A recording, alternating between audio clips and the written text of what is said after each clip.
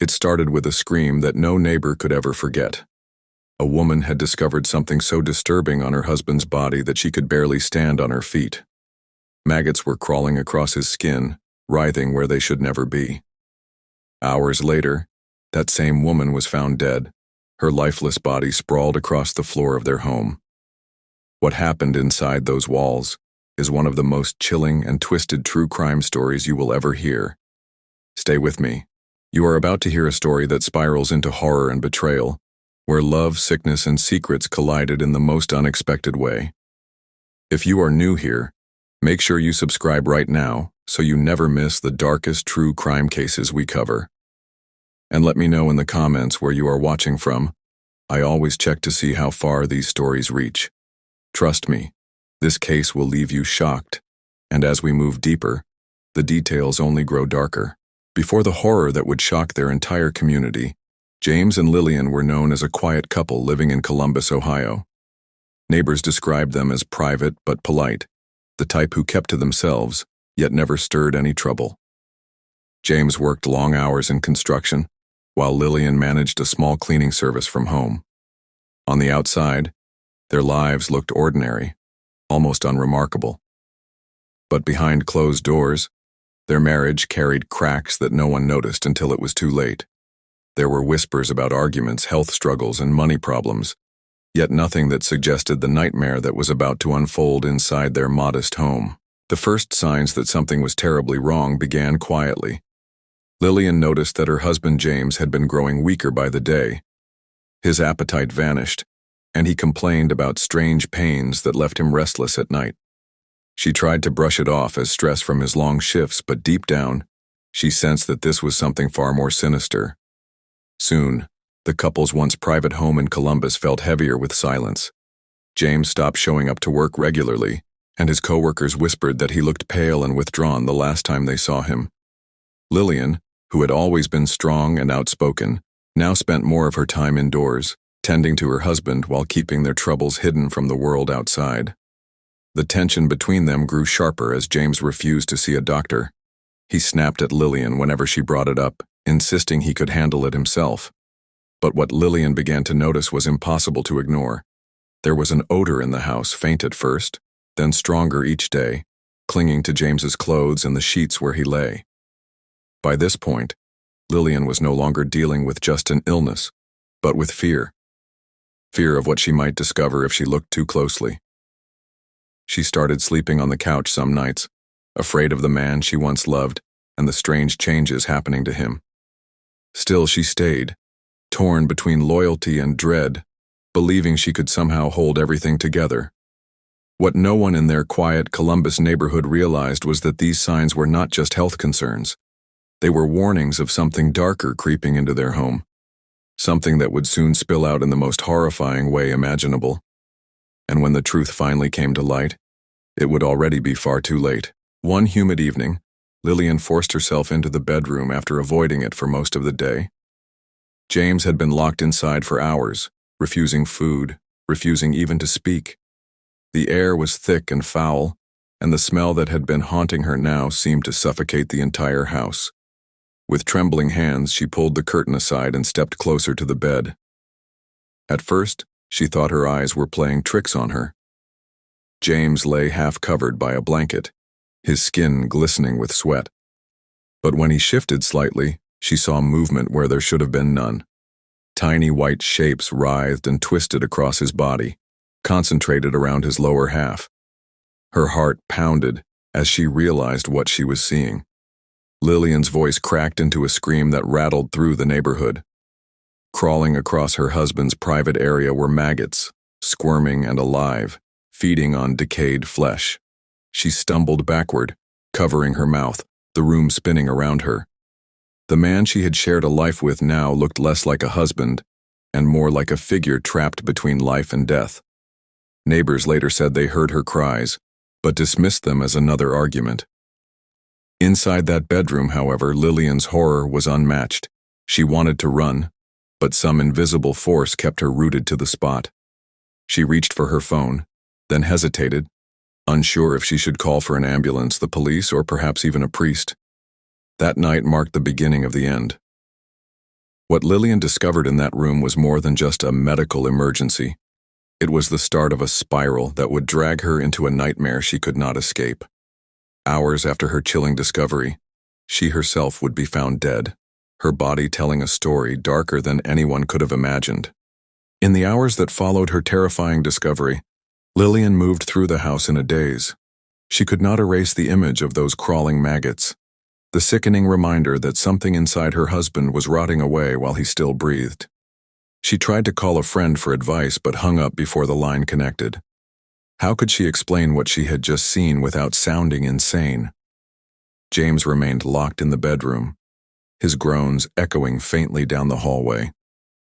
At times he would mutter words she could not understand, his voice thick and slurred, almost as if another presence had taken hold of him. Lillian, trembling and exhausted, sat at the kitchen table with her head in her hands, afraid to sleep but too drained to fight her own fear. At one point she gathered the courage to check on him again.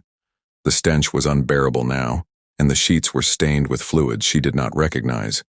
James's eyes met hers, glazed and distant as though he was already slipping into another world. For a moment, Lillian thought she saw hatred in his gaze, a coldness that made her step back instantly.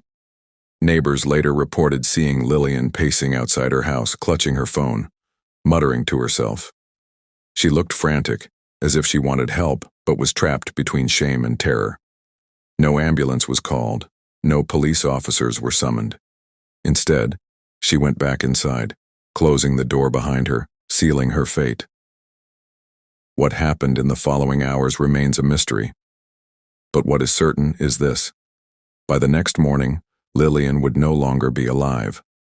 The woman who uncovered the horror of her husband's condition would be discovered lying lifeless inside that same home, her death sending shockwaves through Columbus and beyond. The next morning, the quiet Columbus neighborhood was shattered by the sound of sirens. A concerned neighbor, who had grown uneasy after hearing Lillian's screams the night before, finally decided to check in. When repeated knocks went unanswered, she called the authorities. What they found inside that modest home would haunt first responders for years. Lillian was discovered lying on the living room floor, her body motionless, her eyes open as if frozen in terror. There were no signs of forced entry, no weapons scattered around, and no clear indication of how she had died. Yet the look on her face told a story of fear, as though her final moments had been filled with unimaginable dread. James was still alive, but barely. He was found in the bedroom, drenched in sweat, drifting in and out of consciousness. The sheets were soaked, the smell unbearable, and his condition was beyond anything paramedics had seen in a living patient. While he was rushed to the hospital, Lillian's body was carefully examined, her death now a sudden mystery. Word spread quickly through Columbus. Neighbors crowded the street, whispering about curses, about disease, about things they could not comprehend. Some swore they had seen shadows in the windows the night before, while others claimed they heard Lillian crying long after midnight. The story gripped the entire community, fueling rumors that spread like wildfire. From that moment on, the case was no longer private. It was public, messy, and terrifying. A woman was dead, her husband was rotting alive, and investigators were faced with a scene that raised more questions than answers. But what they were about to uncover would take this story from tragic to horrifying. The investigation began immediately. Detectives sealed off the house, photographing every corner, every stain, and every trace of the strange decay that had consumed James. To them, this was no ordinary death scene. Lillian's body showed no obvious wounds, no signs of strangulation or blunt force trauma. Yet, the absence of evidence only deepened the mystery. At the coroner's office, an autopsy was performed within hours. What they found shocked even seasoned professionals. Lillian's organs showed signs of sudden failure, but there were no drugs or poisons in her system. Her heart had stopped abruptly, as though triggered by sheer shock or an unknown toxin. The expression frozen on her face suggested she had died terrified. Investigators considered the possibility that the odor, the decay from James's condition, might have played a role. Prolonged exposure to infection or airborne bacteria could weaken anyone, But to kill so suddenly raised new questions. Was it natural? Was it environmental? Or was there something far more sinister at play inside that home? Meanwhile, James remained in critical condition at a local hospital in Columbus. Doctors battled to stabilize him, but the infestation on his body told its own horrifying story. They described it as advanced necrosis, tissue dying from the inside out, a condition rarely seen while a patient was still alive. And while James fought for his life, the question of whether he had any role in Lillian's death hung over every conversation. Detectives knew one thing for certain. A woman was dead under mysterious circumstances, and a man was rotting alive in the next room. But behind the medical reports and scientific theories, there was a darker possibility. Had something happened between husband and wife that night? Something no autopsy could explain. As news of the case spread across Columbus, theories began to multiply. Some believed James had been hiding a deadly infection for months, an illness that had silently consumed his body until it reached its breaking point.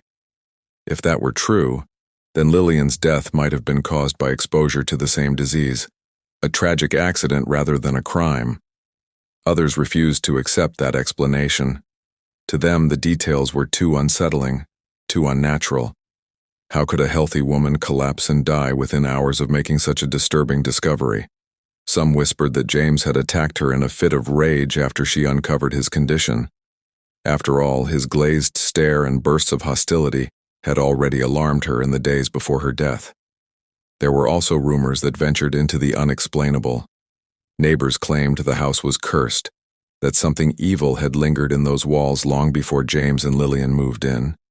They pointed to the strange shadows people swore they saw in the windows, and the way animals in the neighborhood refused to go near the property. Detectives, meanwhile, tried to cut through the noise. They interviewed friends, co-workers, and neighbors, piecing together fragments of the couple's life. What they found was a marriage under strain, full of arguments about money, about trust, and about secrets. But no one could confirm if those secrets were deadly enough to explain Lillian's sudden death. In the end, the theories only grew darker. Some saw James as a victim, others as a monster. And while the community debated, investigators pressed forward, desperate to uncover the truth before James himself slipped away. Because if he died, the answers to what really happened that night might be buried with him forever. In the weeks that followed, the house on the quiet street in Columbus became a place people crossed the road to avoid. The windows were sealed, the yard overgrown, yet the memory of what happened inside lingered like a shadow over the entire neighborhood. Families whispered about it at dinner tables. Children dared each other to walk past at night, but no one could ever shake the feeling that the story was unfinished. James remained in the hospital under constant supervision. Doctors struggled to treat his condition, but it was unlike anything they had seen before. His body was failing piece by piece, as if it were surrendering to decay while he was still alive. Reporters camped outside, demanding updates, and every headline tied his fate to Lillian's unexplained death. If he survived, investigators hoped he could provide answers. If he didn't, the mystery would only deepen. Lillian's funeral drew dozens of mourners, yet the atmosphere was thick with questions. Friends remembered her as vibrant and outspoken, a woman who worked hard and carried herself with dignity. But as her casket was lowered, whispers cut through the crowd. Was she simply a victim of circumstance, or had she uncovered something she was never meant to see? Detectives continued their investigation but hit wall after wall. Toxicology reports revealed nothing unusual. No trace of drugs, no chemical poisons, nothing that explained the sudden failure of her body. For many, this only confirmed their suspicions that her death was connected to whatever strange infection had consumed James. Yet the medical community remained divided, some insisting it was impossible for exposure alone to cause such a rapid collapse. Rumors spread beyond Ohio, drawing the attention of true crime enthusiasts across the country. Online forums buzzed with speculation, some accusing James of covering up abuse, others convinced that both he and Lillian had been exposed to something far darker, a silent killer no one could identify. Theories grew wilder, but the core truth remained. No one could agree on why Lillian died that night. And so the story entered the realm of legend. Some call it a cautionary tale of ignoring sickness until it becomes a monster. Others view it as an unsolved mystery, one that hints at forces no doctor or detective could explain. But one thing is certain: what began with a scream inside a modest home in Columbus has left behind a question that will haunt anyone who hears it. To this day, the case of James and Lillian remains one of the most disturbing stories to come out of Columbus. A man rotting alive, a wife gone within hours of uncovering the horror, and a community left with more questions than answers. Investigators closed their files without a definitive explanation, leaving behind a silence as haunting as the screams that first drew attention to that house. What makes this case so chilling is not just what happened, but what we may never know. Was Lillian's death the result of exposure to something unimaginable? Or did fear itself take her final breath? Did James hold back secrets in those final days? Secrets that went with him as his body failed? The truth may forever be lost, buried with them both. If you made it this far into the story, make sure you subscribe right now. We share the darkest and most haunting true crime cases every day, and I do not want you to miss the next one. Drop a comment below and tell me where you are watching from. I read every single one, and I want to see just how far this story travels. And as you leave tonight, remember this: sometimes, the most terrifying things are not found in abandoned places or distant crimes, but inside the walls we call home. What happened behind those doors in Columbus is proof that horror does not need the dark to thrive. It can be right in front of us, hiding in plain sight.